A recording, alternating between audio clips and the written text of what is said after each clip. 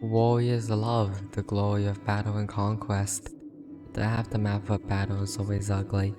Many soldiers despise it for the injuries, the breaking of gear, the politics that come after the victory was decided.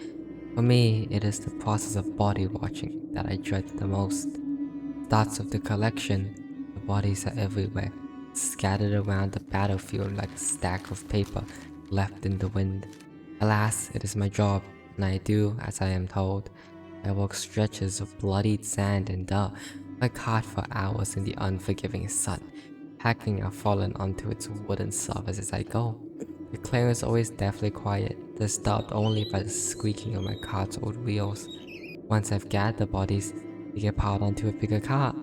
That cart then moves to a secluded lot on the outskirts of my army's territory. Stockyard. This place far as it can be from our camps. No living soul goes there but me. Who would want to visit such a location anyway? And the final body is loaded out and arranged in its own splendid yard. Job truly begins. Those uninformed may assume it is easy to watch bodies all day, but it's not a job for those weak in the mind. 2 days. That's how long a fresh body must stay in the stockyard. It is the time allotted for one soul to turn from the depths below into their rightful vessel. I remember the start of it all.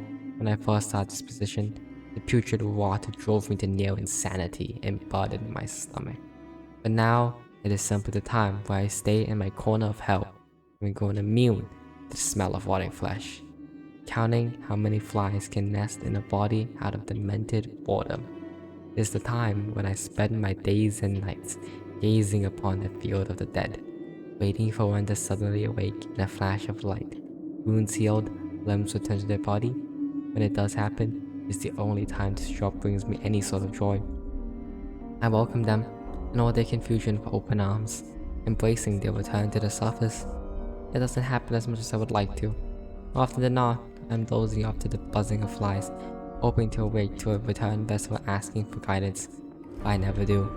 Here, with the flies and the maggots, I am faced with mortality at its rawest. Here, I wonder, when will I be a part of the stockyard, a vacant body laid out on the dirt, glassy eyes staring up at the sky above? That the fate of all living life?